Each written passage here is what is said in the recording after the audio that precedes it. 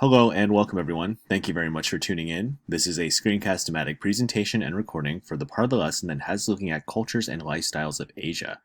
Before we get started, please let me encourage you to open up to today's lesson and to scroll down the correct section. And remember that your task here is to follow along and answer the key concept questions as they correspond to the reading. Please remember that you can replay any part of this presentation that you might need for repetition, detail, or clarity later on. Let's go ahead and get started. A geographic view. A spiritual journey. As early as the AD 400s, caves were carved into the sandstone cliffs of Tian Shan Range as shrines and places of worship for Buddhists. Worshippers built these shrines in hopes of personal well-being, a safe and prosperous journey, advancement in the next life, or perhaps birth of many healthy sons. The peoples of East Asia have a long and rich cultural heritage. Since ancient times, the ideas and practices of three religions, traditions, Confucianism, Buddhism, and Shintoism, have profoundly influenced the region. In the modern era, communism also has had a major impact on the peoples and cultures of China, North Korea, and Mongolia. But East Asians also have adopted many aspects of Western culture too. In this section, you will learn about the variety of cultures and lifestyles found in East Asia today. Let's begin with the first section, East Asia's languages. So because of their diverse backgrounds, people in East Asia speak languages from several different language families. The largest is Sino-Tibetan, which includes Chinese and Tibetan, and comprises languages spoken by more than 1.2 billion people. Other principal languages of East Asia include Japanese, Korean, Khalkha, Mongolian, and Uyghur, spoken in Western China. Let's talk about China's languages first. So Han Chinese is the most widely spoken language of China, has many dialects too. The Mandarin, the northern dialect, has become China's official language. It is taught in schools and used in businesses and government too. Cantonese, another major dialect, is widely spoken in southeastern China. Other languages of China include Tibetan, Manchu, Uyghur, and Mongolian dialects. Unlike Western languages that use letters to stand for sounds in spoken language, Chinese languages use ideograms, which are pictures or symbols that stand for ideas. Chinese has thousands of ideograms, and each ideogram has one meaning, but combining it with other ideograms gives it new meaning. For example, the ideogram for man next to the ideogram for word means standing by one's word or sincerity. Spoken Chinese languages also depend on tone or pitch. Similar syllables pronounced with different tones or inflections take on different meanings. Japanese and Korean languages. So although the Japanese language developed in isolation, experts do believe that it may be distantly related to Korean and Mongolian. Over centuries, both Japanese and Korean languages borrowed words from Chinese, and Japanese had no written form until AD 400s, when Chinese writing and literature were introduced into Japan.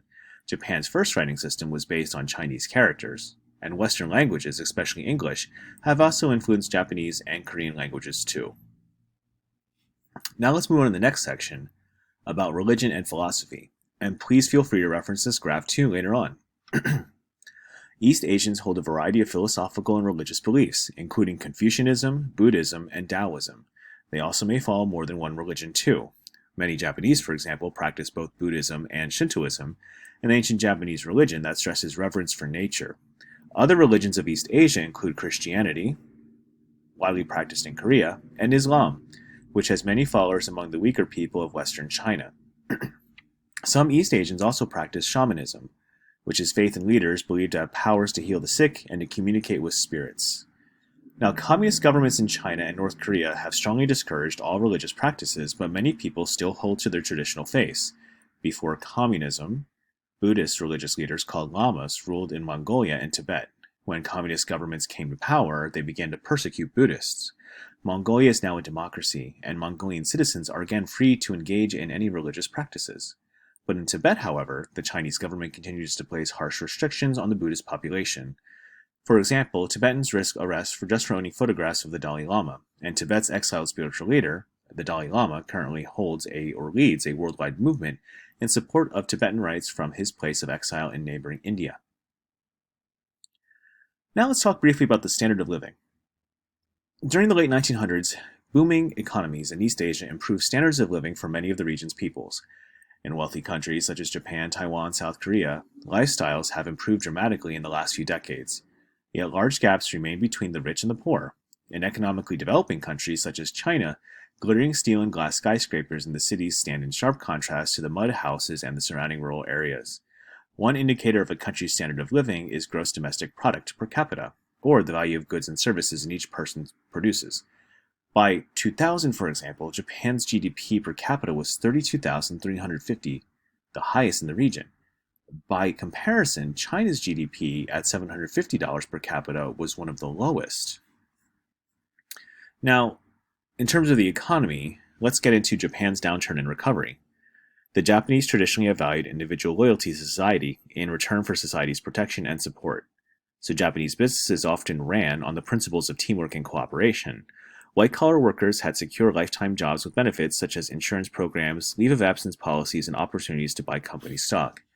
But in 1997, many of these traditions were pushed aside when Japan, along with other Asian countries, suffered a severe economic downturn. Thousands of companies went bankrupt, and financial pressures forced the companies that survived to operate more efficiently.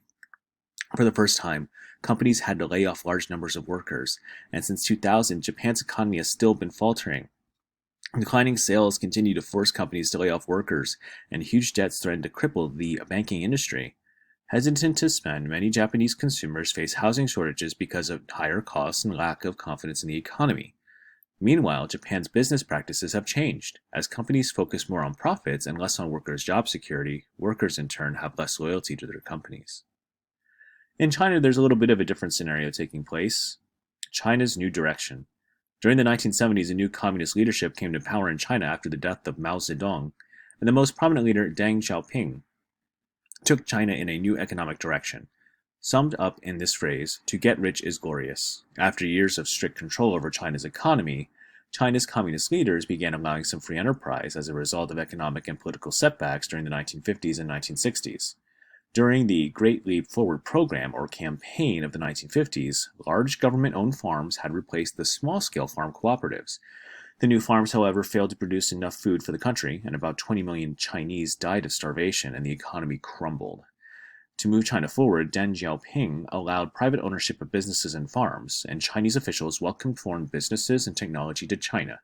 Foreign investment flowed into special economic zones where foreigners could own and operate businesses with little government interference, and the resulting economic growth raised the standards of living of some Chinese. Despite progress, though, China's economy is still agricultural, and the majority of Chinese have a lower standard of living than do other East Asians.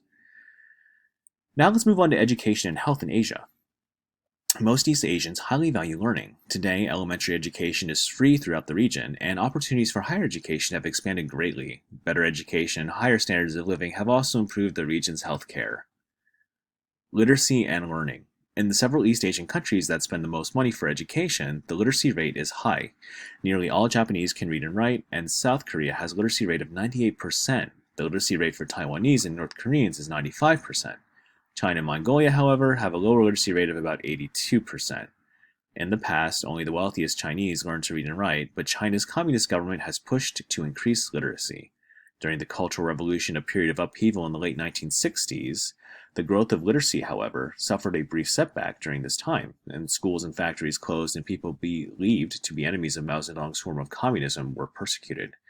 After Mao's death, the Chinese government began again emphasizing education, and literacy has steadily risen since then. So, South Koreans spend an average of 14 years in school and are among East Asia's best educated students. South Korea and Taiwan believe that educational excellence and supports of high performance of their economies. Let's talk about other cultural attributes here too with healthcare. Better healthcare has raised life expectancies, and infant mortality has declined in East Asia. The average life expectancy is about 74 years for women and 70 years for men. Communist governments generally pay for medical treatment. As China moves toward a market economy, however, its government no longer guarantees equal access to health care. So as a result, the gap in equality of health care between urban areas and rural areas is widening. Many East Asians rely on both Western and traditional medical care, including herbal medicines and acupuncture, an ancient practice that involves inserting fine needles into the body at specific points in order to cure disease and relieve pain, which is still popular in China. Both herbal medicine and acupuncture are widely accepted around the world. Now let's move on to the last section here with leisure activities, and this should be the next part where we should proceed to the next part of the presentation. Please click accordingly.